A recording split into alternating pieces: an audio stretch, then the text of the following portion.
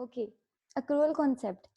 Accrual concept में simple आपने ये बात याद रखनी है कि जो इस साल से रिलेटेड है, चाहे आपने पे किया है या नहीं किया, इस साल से रिलेट हो गया तो आपने उसको अकाउंट ऑफ करना है। ठीक है, जो इस साल से रिलेट नहीं कर रहा, वो जिस साल से रिलेट कर रहा है, आपने उसको फिर उस साल में जो है वो ट्रांसफर कर देना है। ठीक है, अक्रूवल बेसिस ऑफ अकाउंटिंग हमारी यही कहती है। ठीक है जी, किसी को कोई क्वेश्चन इसमें? समझ ही नहीं आया, जी समझ ही नहीं आया मैम ये। अच्छा, देखिए अक्रूवल कॉन्सेप्ट ऑफ अकाउंटिंग आपके पास ये कहती है कि कोई भी इनकम और एक्सपेंस अगर आपका इस साल से रिलेट कर रहा है तो आपने उसको जो है वो अकाउंट ऑफ करना है।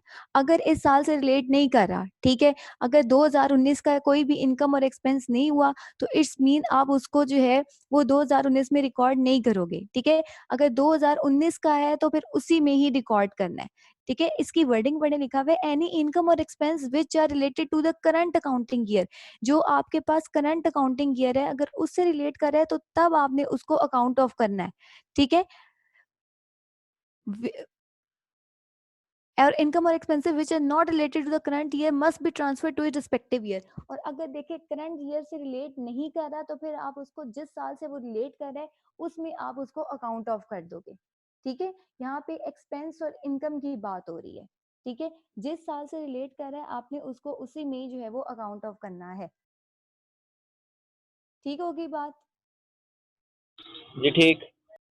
ओके,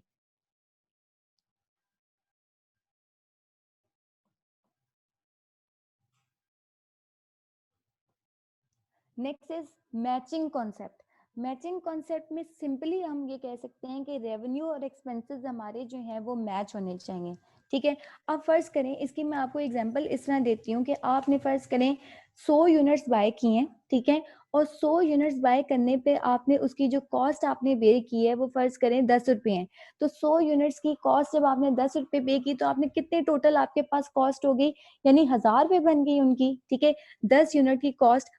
अगर मैं कहती हूँ मैं सेल प्राइस निकाल रही हूँ, ठीक है, एक्सपेंस मेरा कितना है जी, ठीक है, मैं कह रही हूँ कि जी मैंने 100 यूनिट्स बाय किए थे और उनकी प्राइस थी 10 रुपए, तो वो कितने की होगी, 1000 पे कॉस्ट होगी। लेकिन अगर मैं सेल करती हूँ, सेल में कहती हूँ मैंने 60 यूनिट सेल किए हैं और उनकी प्राइस है 12 रुपए। ठीक है, तो मेरे पास कितनी फिगर बन गई, 720 रुपए की। ठीक है, और मेरे पास कितना आ गया, 280 रुपए का लॉस हुआ। अब देखें, क्या आपका रेवेन्यू और एक्सपेंस मैच है? आपने जब आपका एक्सपेंस हुआ था तो आपने 100 यूनिट्स पे किया था, लेकिन जब आप रेवेन्यू ट्रीट कर रहे हो तो रेवेन्यू आप कितने पे ट्रीट कर रहे हो, 60 यूनिट्स पे ट्रीट कर रहे हो। तो आप मुझे बताएं, क्या आपने इनकम और एक्सपेंसेस को मैच किया है? मैचिंग कॉन्सेप्ट अप्लाई हो रहा है? आपने 100 यूनिट्स जो थे वो खरीदे थे, ठीक है, और आपने बेचे 60 यूनिट्स पे थे। ठीक है, देखें यहाँ पे हमने क्वांटिटी ठीक नहीं लगाई। ठीक है, क्वांटिटी ठीक नहीं लगाई, जिसकी वजह से हमने जो है कि कॉन्सेप्ट मैच नहीं हो रहा।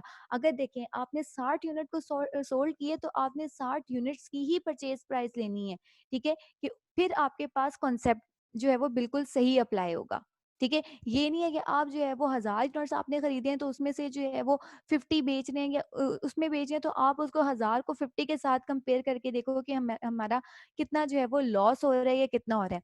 जितने आपने लिए हैं, अगर 100 यूनिट्स बेच रहे हो, ठीक है, तो 100 यूनिट्स की ही परचेज प्राइस देखोगे। ठीक है, और उन्हीं की ही सेल प्राइस देखेंगे। क्लियर जी?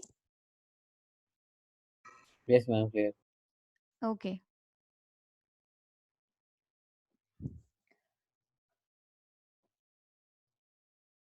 Prudence concept. प्रूडेंस कॉन्सेप्ट हमारा ये कहता है, during the period of uncertainty caution should be made so that the assets should not be overstated and the liabilities should not be understated.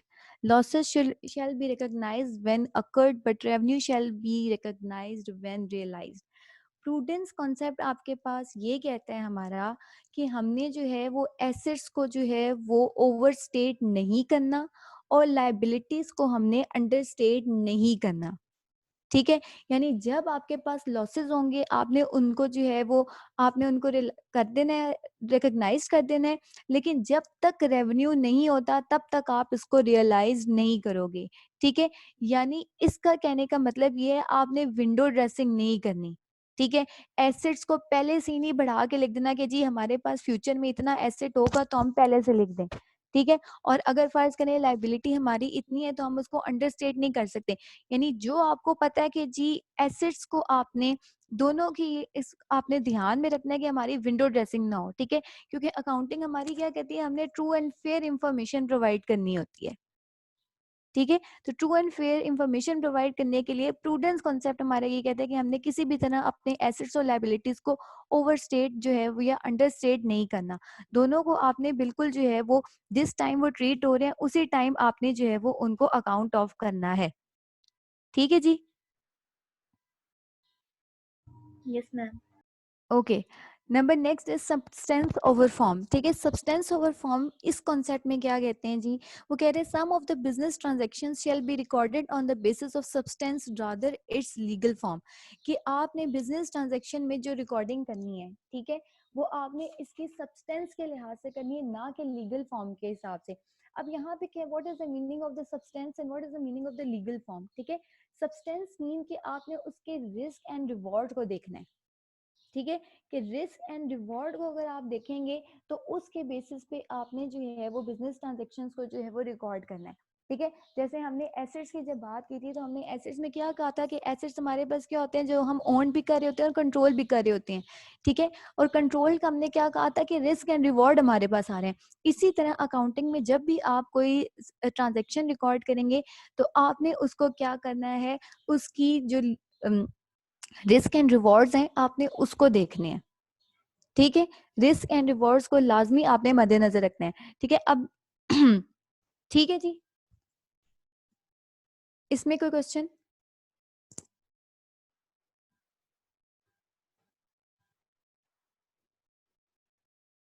जी कोई question यहाँ तक? Okay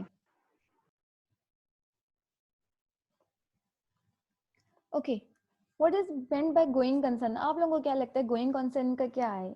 जो छोटी सी ये लिखी हुई है डेफिनेशन।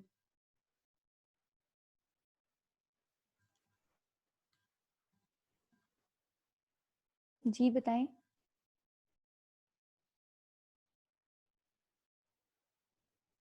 जी, एनीवन, क्या समझ आती है गोइंग कंसर्न के बारे में? नाम से क्या जाहिर हो रहा है? मैम फ्यूचर में जब तक बिजनेस एग्जिस्ट कर सकता हो तब तक ही मतलब बिजनेस में ट्रांजैक्शंस की जाएं। अच्छा, और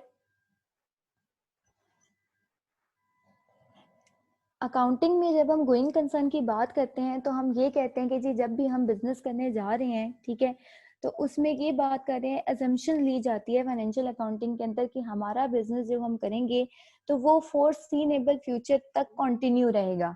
यानी ये नहीं है कि एक साल में खत्म हो जाएगा कुछ होगा, नो, हम इसको कहते हैं ये for a long period of time जो है वो ये हमारे पास कंटिन्यू रहेगा, ठीक है। गोइंग कंसर्न का ये मतलब होता है, ठीक है। यहाँ पे देखें लिखा है the business shall continue its operation for foreseeable future, यानी कि दूर दराज तक हमारा जो है वो बिजनेस कंटिन्यू करेगा अपने ऑपरेशंस को, ठीक है। तो ये हम यहाँ पे गोइंग कंसर्न का कॉन्सेप्ट ये कहता है, ठीक है। ये मीन्स कि जब हम अपनी अकाउंटिंग को करते हैं ये फाइनेंशियल अकाउंटिंग को, तो ये हमारी एक मेन अजम्पशन होती है कि हमारा बिजनेस कंटिन्यू रहेगा इन फ्यूचर, ठीक है जी। Okay, now what is the purpose of financial accounting? ठीक है, हम लोग पढ़ रहे हैं फाइनेंशियल अकाउंटिंग पढ़ रहे हैं, लेकिन इसका मेन पर्पस क्या है? कोई पर्पस भी तो होना चाहिए ना, अकाउंटिंग पढ़ रहे हैं, अकाउंटिंग को पढ़ने का क्या मकसद है, हमारा पर्पस क्या है? देखिए पहला पर्पस जो है वो ये कह रहे हैं maintaining accounting system which enables us to record business transactions of financial nature, ठीक है। देखें पहला पर्पस वो ये कह रहे हैं कि हमने अकाउंटिंग सिस्टम को जो है वो मेंटेन करना है ताकि हम बिजनेस ट्रांजैक्शंस को रिकॉर्ड कर सके जो कि फाइनेंशियल नेचर की है। अब फाइनेंशियल नेचर से यहाँ पे क्या मुराद है जी, ये देखिए मनी मेजरमेंट कॉन्सेप्ट। अब हमारा मनी मेजरमेंट कॉन्सेप्ट क्या था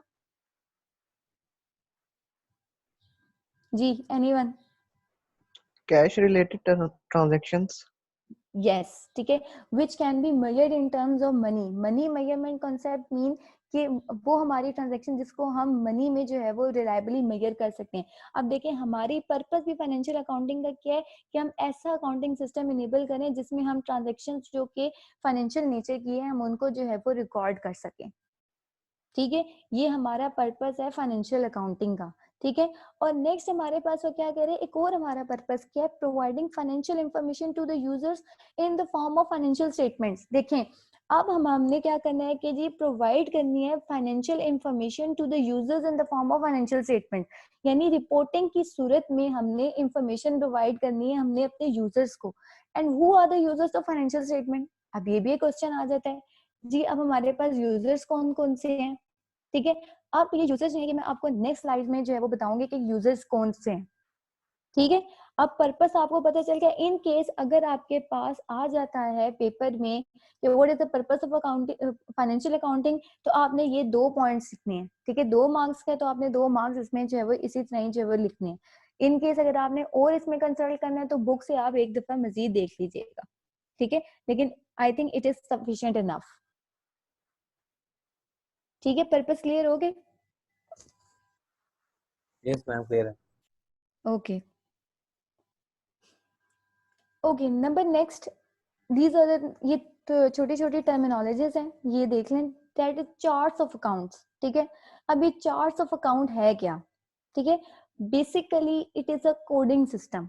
ठीक है, ये एक कोडिंग सिस्टम होता है। आपने अक्सर जो है वो ट्रांजैक्शन के साथ देखा होगा, पास पेपर को आपने देखा हो या किसमें देखा हो, तो आपने एक कोडिंग सिस्टम लिखा होता है साथ, जिसमें 2 1 लिखा होता है, नंबर्स लिखी होती हैं ट्रांजैक्शन के साथ।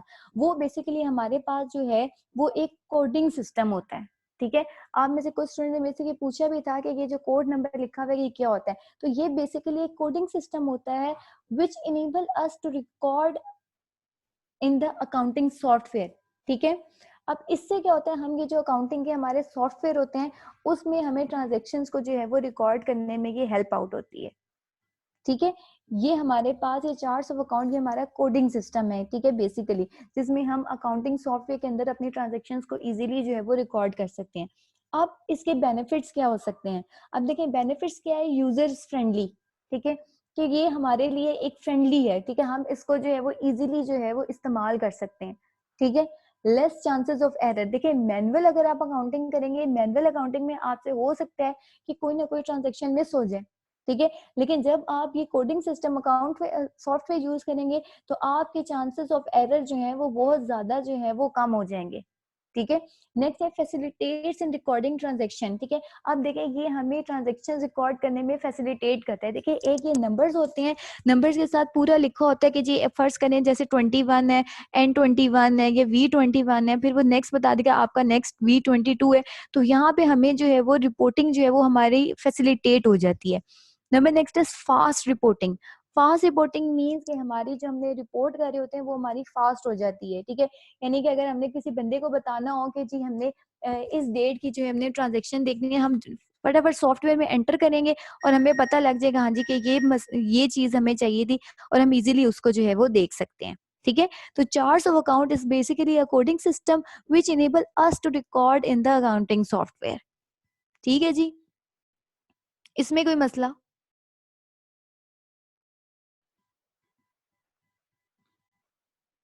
जी कोई क्वेश्चन यहाँ तक? No, ma'am. No, no ma'am. Okay okay, अभी हमने बात की थी, जब ये वाली स्लाइड में दिखाती हूँ पर्पस ऑफ फाइनेंशियल अकाउंटिंग की। यहाँ पे मैंने आपको कहा था कि maintaining accounting system which enable us to record business transactions of financial nature. एक तो इसका ये पर्पस था। दूसरा कहा था providing financial information to the users in the form of financial statement. ठीक है, अब मैंने कहा था कि इंफॉर्मेशन प्रोवाइड करनी है यूजर्स को। अब question is this, who are the users of financial statement? अब फाइनेंशियल स्टेटमेंट के यूजर्स कौन कौन से हैं? अब देखें जी, हमारे पास ये सारे जो हैं वो फाइनेंशियल स्टेटमेंट्स के यूजर्स हैं। Share holders, management, customers, suppliers, lenders, employees, government agencies, investors and the potential investors. ठीक है, अब शेयर होल्डर्स जो हैं वो हमारे किस तरह जो है वो यूजर्स ऑफ फाइनेंशियल स्टेटमेंट है। ठीक है, ठीक है, इसकी इनको क्या जरूरत है फाइनेंशियल स्टेटमेंट की, हम क्यों इनको कह रहे हैं कि हमारे यूजर्स हैं? देखें अब हमें जो है वो पहले तो बात है कि जब हम अकाउंटिंग में हमें इंफॉर्मेशन चाहिए होती है, ठीक है, कंपनी की। अगर आप किसी भी कंपनी में जाते हैं या कहीं भी इन्वेस्ट करते हैं, तो आप मुझे बताएं, आप उसके जो है वो इंफॉर्मेशन तो लेंगे ना पहले कि कंपनी किस में है, लॉस में है, क्या है। एज ए लेमैन आप लोगों को भी तो इंफॉर्मेशन चाहिए होगी ना, या नहीं चाहिए होगी? चाहिए जी होगी मैम। जी। इसी तरह हमारे पास शेयर होल्डर्स आते हैं, ठीक है। अब देखें शेयर होल्डर्स क्या है, शेयर होल्डर्स को चाहिए होती है इन्फॉर्मेशन, क्योंकि उन्होंने अपनी इन्वेस्टमेंट मेड करनी होती है, इन्वेस्टमेंट करने जा रहे होते हैं। जब इन्वेस्टमेंट करने जा रहे होंगे तो उन्हें पता पता होना चाहिए जी इस कंपनी क्या है, प्रॉफिटेबिलिटी कितनी है, इनका डिविडेंड कितना है, कि कितना एक्सपेक्ट करते हैं, इनकी लिक्विडिटी पोजीशन क्या है, ठीक है। इस मामले के लिए इनको शेयर होल्डर्स को फाइनेंशियल स्टेटमेंट्स की इंफॉर्मेशन जो है वो चाहिए होती है, ताकि उन्हें पता हो जी कि मैं अगर जिस कंपनी में जा रहा हूँ, आया मेरे पैसे जो है वो ये ना हो, जाया ना हो जाए, ठीक है। तो इस लिहाज से उनको जो है वो इंफॉर्मेशन जो है वो चाहिए होती है, ठीक है। अब नेक्स्ट मैनेजमेंट। अब मैनेजमेंट में देखें बेसिकली हमारे पास क्या होते हैं जी, डायरेक्टर्स होते हैं जो कि कंपनी को चला रहे होते हैं। हमारे पास दो तरह के जो है वो डायरेक्टर्स होते हैं, एक एग्जेक्टिव्स और नॉन एग्जेक्टिव्स होते हैं, ठीक है। एग्जेक्टिव्स वो होते हैं, ठीक है, जो कि शेयर होल्डर्स होते हैं, और नॉन एग्जेक्टिव्स वो होते हैं जिनको जो है वो हम हायर करते हैं, ठीक है। इन तमाम को भी जो है वो इंफॉर्मेशन चाहिए होती है कंपनी की, ठीक है, क्योंकि इन्होंने तमाम मामला जो है वो कंपनी के जो है वो चलाने होते हैं, ठीक है। समझ आ गई ये मैनेजमेंट को क्यों इंफॉर्मेशन चाहिए होती है। नेक्स्ट है आपके पास ये कस्टमर्स। कस्टमर्स वगैरह को भी जो है वो इंफॉर्मेशन चाहिए होती है, फाइनेंशियल इंफॉर्मेशन क्यों चाहिए होती है, क्योंकि लॉयल्टी वगैरह को देखेंगे, ठीक है, कि आगे जी की कंपनी चल भी सकेगी कि नहीं चल सकेगी, ठीक है। तो उनको भी, कस्टमर्स को भी जो है वो हमारी फाइनेंशियल इंफॉर्मेशन की जो है वो जरूरत होती है, ठीक है। अब सप्लायर्स, सप्लायर्स कौन से होते हैं जी, जिन्होंने हमें चीजें दी होती हैं, ठीक है। अब देखें अगर आप किसी बंदे ने आपको जो है वो चीजें दी हैं, उधार पे चीजें दी हैं, अब उधार पे चीजें देने से पहले वो आपसे पूछेगा जी कि आप, मैं इस बंदे को चीजें दे रहा हूँ, बाद में ये बंदा मुझे पैसे वापस देगा भी कि नहीं देगा, ऐसा ना हो ये बंदा मुझे चीजें वापस ही ना दे सके, ठीक है। अब जैसे फॉर एग्जाम्पल आपकी जो हमारे पास क्रेडिट ट्रांजेक्शन है अकाउंट पेबल की, ठीक है, जब जब आपको बंदा कोई भी चीज उधार पे देता है, ठीक है, तो जब उधार पे बंदा दे रहा होता है तो वो क्या आपकी पूछ ही नहीं करता। अगर लेमैन की एग्जांपल देखें तो वो क्या बंदा आपसे कहता नहीं कि मेरे पास कोई चीज रखवाएं या कुछ करें, आपकी भी तो इन्फॉर्मेशन लेता है ना। या बैंक की एग्जांपल ले लें, बैंक से आप लोग लोन लेने जाते हैं, बैंक से जब लोन लेने जाएंगे तो बैंक से लोन लेने जब जाएंगे तो बैंकर ये नहीं आपसे पूछेगा हाँ जी बताएं जी कि आपका घर कितने है, आप कहाँ रहते हैं, आपके कितने बहन भाई हैं, वो आपसे इन्फॉर्मेशन लेता है कि नहीं लेता, ठीक है। वहां पे भी इंफॉर्मेशन लेते हैं। इसी तरह जो हमारे सप्लायर्स होते हैं फाइनेंशियल स्टेटमेंट्स के, वो भी हमारे फाइनेंशियल स्टेटमेंट्स की जो है वो इनको इनको इंफॉर्मेशन चाहिए होती है, ठीक है जी। नेक्स्ट आपके पास लेंडर्स, ठीक है। अब लेंडर्स वगैरह को भी जो है ये आपकी जो है वो इंफॉर्मेशन चाहिए होती है कि ताकि वो देख सकें कि इनकी लिक्विडिटी कितनी है, ठीक है, कंपनी की, ठीक है। और सारा कुछ इन्होंने देखना होता है कि वो जब वो लोन्स प्रोवाइड कर रहे होते हैं तो सब कुछ इन्होंने देखना होता है कि आया ये हमें वापस भी मिलेगा कि नहीं मिलेगा, ठीक है। एम्प्लॉयज, अब हमारे एम्प्लॉयज को क्यों जरूरत होती है जी फाइनेंशियल स्टेटमेंट की। अब देखें, अब कोई भी बंदा जिस कंपनी में जाता है वो पहले वहां पे देखेगा कि कंपनी में जो है वो प्रॉफिट हो रहा है कि नहीं हो रहा, वहां पे ग्रोथ भी है कि नहीं हो रही, वहां पे मेरी जॉब सिक्योर भी है कि नहीं है। फॉर एग्जांपल देखें, एक एग्जांपल जैसे लेते हैं, अगर आप किसी जगह जॉब करने जाते हैं, वहां पे जब आप जाते हैं, वहां पे आप हायर हो जाते हैं, आपको 2 मिनट बाद या आधे घंटे बाद पता लगता है जी कि ये कंपनी जो है ऐसी है जो कि बंदे को सैलरी नहीं देती, तो क्या आप वहां पे काम करना प्रेफर करेंगे जी? No ma'am. जी। इसी तरह जो एम्प्लॉयज हैं वो भी जब जाते हैं किसी कंपनी में तो वो जाके वहाँ की फाइनेंशियल स्टेटमेंट देखती हैं कि वहाँ की प्रॉफिटेबिलिटी कितनी है, ग्रोथ कितनी है, इंसेंटिव्स वगैरह कितने हैं, वो सारे वहाँ पे देखते हैं, ठीक है। अब जिस तरह की हमारी नेक्स्ट आपके पास है जी गवर्नमेंट एजेंसीज, ठीक है। हमारी जो गवर्नमेंट एजेंसीज हैं जैसे कि फेडरल बोर्ड ऑफ रेवेन्यू है, ठीक है, ये सारे क्या करते हैं, इनको भी जो है वो हमारी इंफॉर्मेशन चाहिए होती है, ठीक है, कि आया कंपनीज को जो है ये देख लें, ठीक है। जैसे हमारी टैक्सेस वगैरह हैं इन पे लगाने के लिए, इस तरह से इनको जो है वो काफी ज्यादा इंफॉर्मेशन चाहिए होती है, ठीक है। अब इन्वेस्टर्स जो हैं हमारे, ठीक है, ये जैसे हमारे बॉन्ड्स और डिबेंचर्स होल्डर्स हैं, ठीक है, इनको भी इंफॉर्मेशन की जरूरत होती है, ठीक है। और हमारे पोटेंशियल इन्वेस्टर्स जो हैं इनको भी हमारी जो है वो ओवरऑल फाइनेंशियल इंफॉर्मेशन की जरूरत होती है ताकि वो देख लें कि परफॉर्मेंस कितनी है, ठीक है, कंपनी की। सब कुछ इन्होंने कीप इन अकाउंट रखना होता है ताकि ये पूरी इंफॉर्मेशन उनको जो है वो अवेलेबल हो जाए, ठीक है। पेपर में अगर आपके पास आता है जी the users of financial statement, list users of financial statement, तो आप इनमें से कोई भी 5 वगैरह जो हैं इसमें से बता सकते हैं, ठीक है। जो आपको मोटे मोटे याद रह जाए आप वो बता दें, ठीक है। Share holders, management, customer, suppliers, lenders, ठीक है, ये तो आपको फिंगर टिप पे हो जाएंगे, तो ये आपने बता देनी है, ठीक है। और ये पेपर में मोस्टली इसका क्वेश्चन आया हुआ था, ठीक है जी। आगे मूव ऑन करूं, कोई क्वेश्चन? No, ma'am. ओके,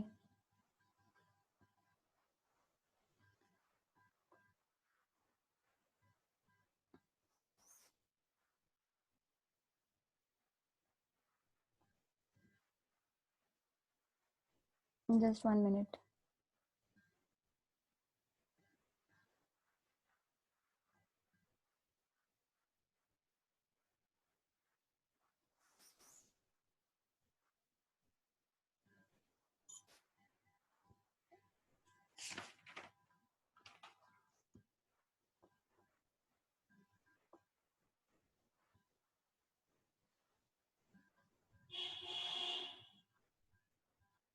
अच्छा, यहाँ तक किसी ने कोई क्वेश्चन पूछना हो जो समझ ना आया हो?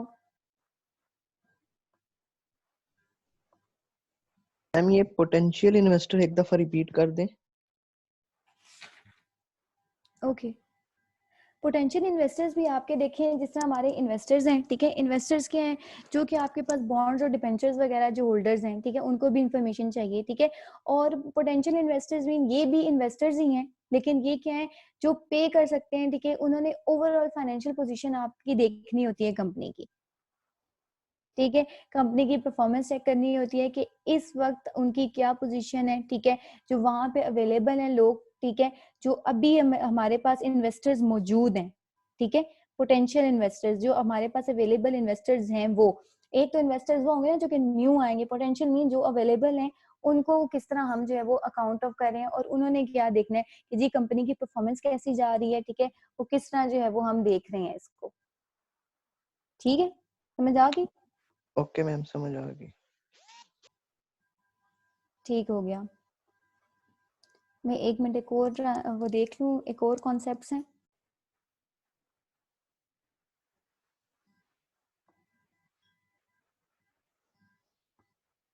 अच्छा, आप लोगों ने बैंकिंग ट्रांजैक्शंस की नहीं है?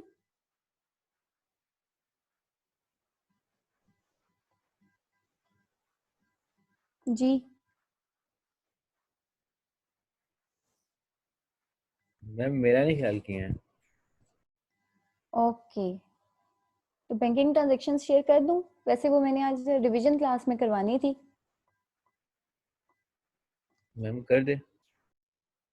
फिर आप तो रिवीजन क्लास में नहीं आएंगे। तो मैं वैसे भी नहीं उस क्लास।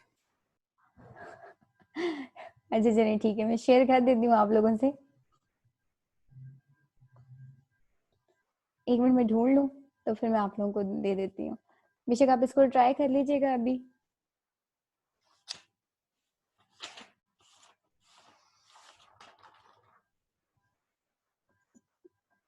Just 1 minute. ये थ्योरेटिकल जो था कि समझ आ गया?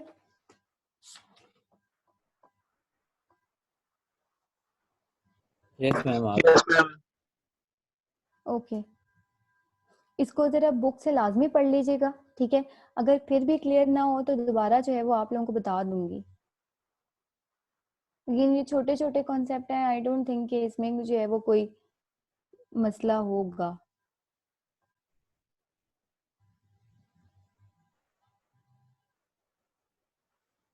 यस, आ गए।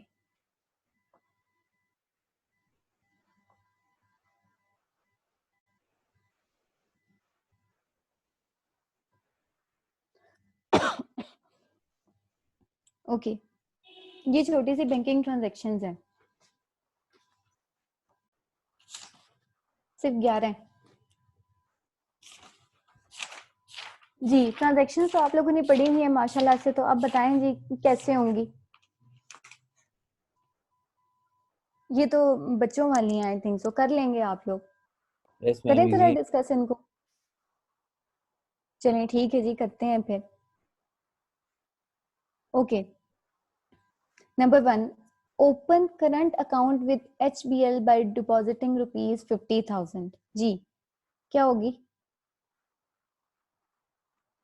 इसमें अकाउंट हेड्स वगैरह बताने हैं सारे? नहीं नहीं, ट्रांजैक्शन पास करनी है, पूरी ट्रांजैक्शन जनरल फॉर्मेट में विद अमाउंट। अच्छा, विद अमाउंट आपने मुझे बताना है कि इसकी प्रॉपर ट्रांजैक्शन क्या बनेगी, हेड्स नहीं बताने। हेड्स तो ये पुरानी छोटे बच्चों वाली बात हो गई ना, अब तो वो तो हेड से हम निकल आए। अब एलिमेंट्स हेड के अब खत्म हो गए। अब हमारे पास जनरल की बात आती है, जनरल में कि जी अकाउंट ओपन करें, हमारे पास क्या डेबिट होगा क्या क्रेडिट होगा। इतना फास्ट होना चाहिए बाप लोगों को। मैम नजर आ रहा है बैंक कि डेबिट हो इसको? जाएगा और कैश डेबिट क्रेडिट हो जाएगा। ओके, बैंक डेबिट हो जाएगा और कैश क्रेडिट हो जाएगा विद अमाउंट 30,000। 50,000। ठीक है जी। जी सबको समझ आ गई? ये तो इजी थी।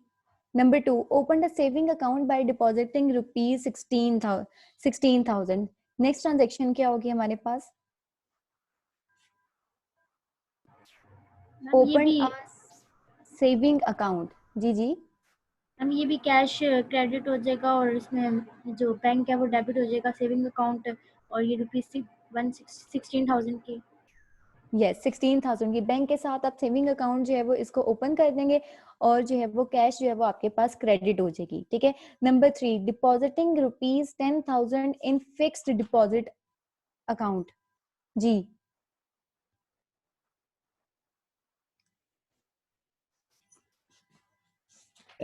मैम इसमें भी वही होगा, बैंक में एक डेबिट हो जाएंगे 10,000 और क्या कैश से क्रेडिट हो जाएंगे 10,000। ठीक हो गया। अच्छा, अब ये इसमें फर्क क्या है तीनों में? ये पता है, करंट अकाउंट, सेविंग अकाउंट और fixed deposit account. Ma'am saving accounts में इंटरेस्ट लगता रहता है। ठीक है, और मैम फिक्स डिपॉजिट में हम लोग एक अमाउंट फिक्स करा देते हैं आई गेस उस पे वो, और करंट अकाउंट पे इंटरेस्ट नहीं लगता। तो यूजुअली हम यूज करते हैं वो करंट अकाउंट्स ही होते हैं। जी करंट अकाउंट में हमारा basically no profit and loss हमारे पास कॉन्सेप्ट आ जाता है कि कोई प्रॉफिट और लॉस नहीं होता। बेसिकली जब हम बैंक में जाते हैं तो वो आपसे कहते हैं जी कौन सा अकाउंट खुलवाना है, तो हम लोग कहते हैं जी हमने करंट अकाउंट खुलवाना है। ठीक है। फिर उसके बाद कुछ लोग होते हैं जी कहते हैं जी कौन सा अकाउंट खुलवाना है, वो कहते हैं जी सेविंग अकाउंट खुलवाना है। सेविंग अकाउंट में आपको प्रॉफिट एंड लॉस हो रहा होता है। ठीक है। और उसके बाद फिक्स डिपॉजिट में आपके पास जो है वो सिर्फ और सिर्फ आपको प्रॉफिट हो रहा होता है। ठीक है। ये फर्क है इन तीनों में। ठीक है जी। Number 3, depositing ₹10,000 in the fixed deposit account. Ma'am ये हो गया। नहीं हुआ, फिक्स्ड डिपॉजिट वाला नहीं हुआ। मैम हो गया। अच्छा चलिए ठीक है, हो गया। Okay, number 4, receive cheque from Jamal ₹15,000। इसमें बैंक डेबिट हो जाएगा 15,000 से और जमाल क्रेडिट हो जाएगा 15,000 से। ठीक हो गया, सही हो गया। अच्छा आप मुझे अब ये भी बता देंगे, कल सर ने चेक्स बताए थे कि 3 तरह के होते हैं चेक्स, तो कौन कौन से होते हैं? Cross cheque, special cheque. और और बियरर। बियरर चेक, क्या फर्क होता है बियरर में? मैम बियरर हर कोई कैश करा सकता है, जो स्पेशल चेक है वो वही कैश कराएगा जिसका नाम लिखा होगा, और जो क्रॉस ठीक है, चेक होता है उसमें 2 लाइंस लगा देती हैं पैरेलल चेक के ऊपर। ठीक है। और क्रॉस चेक जाता किधर है? मैम मींस अकाउंट में कैश नहीं होता। अकाउंट में। गुड, ठीक है, ये पूछना था। Number next, cheque paid to supplier ₹16,000।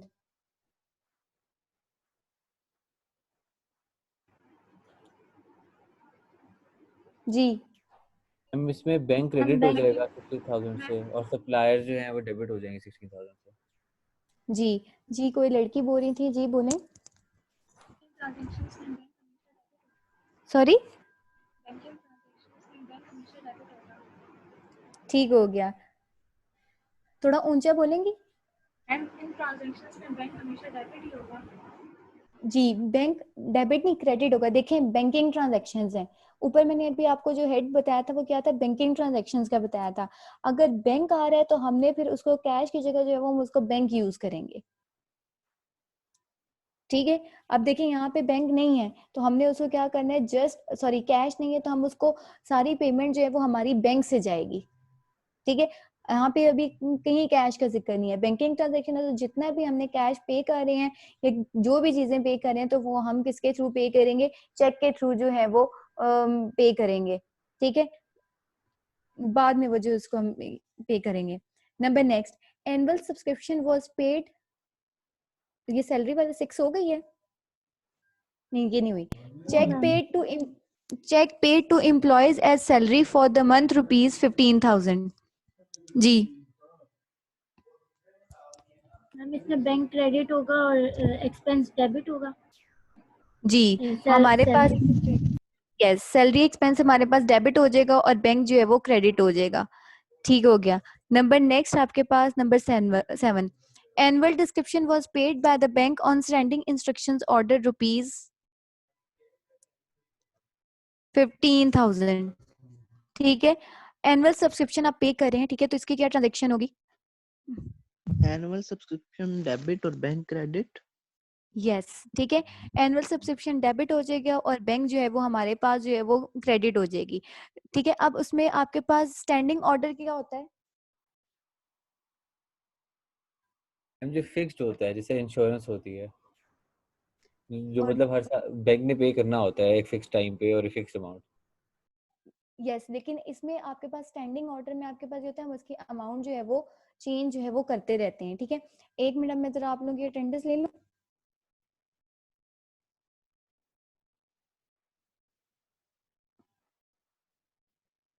सिर्फ एक ही ट्रांजेक्शन रह गई है।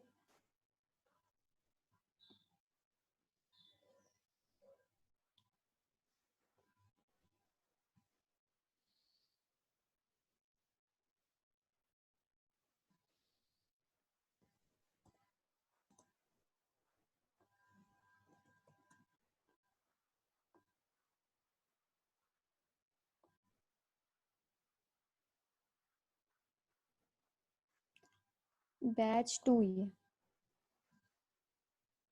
Okay, Abdul Muiz Mughal, present. Abdul Moiz Safdar Kiani,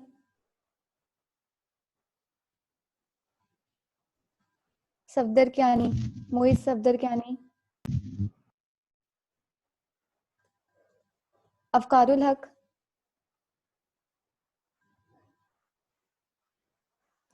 Ahmad Abbas, present ma'am. Ahmed Niaz, present ma'am. Aliya Kanwal, present. Aman Waheed, present ma'am. Aqsa Irfan, Ayesha Mehrban, Fariya Shahzad, present. Filza Itza, present. Maria Suhail, Maira Suhail. Present ma'am. Okay, Mubashir Shabbir, present. Muhammad Hamza, present. Muhammad Ishaq, Muhammad Ishaq,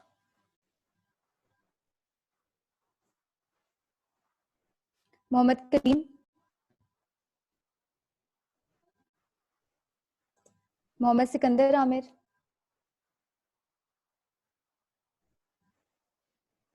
Mohammad Wais Azhar, wise madam present.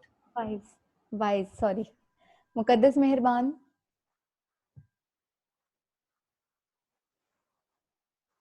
मुकद्दस Sohail, Muqaddas Sohail, Saman Sadia, present ma'am. Sameer Ali, present ma'am. Shahzeb Umar,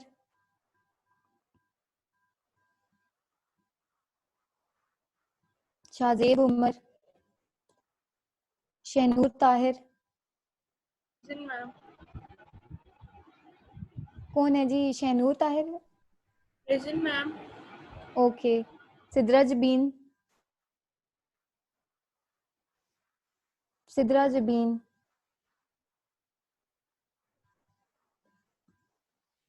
Syeda Batool? Present, ma'am. Syeda, okay. Waqas Ali?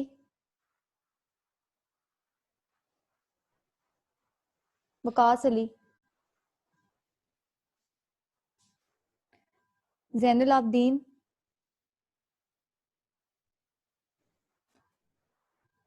Zainul Abideen नहीं है जी। Zainul Abideen Zaheer? I think ये भी नहीं है जी। देख लें किसी की अटेंडेंस रह गई हो तो बता दें। सबकी ओके?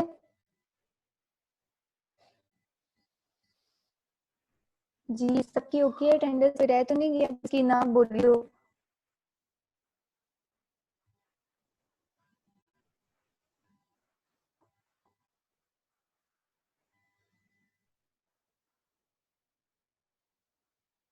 Okay done. ओके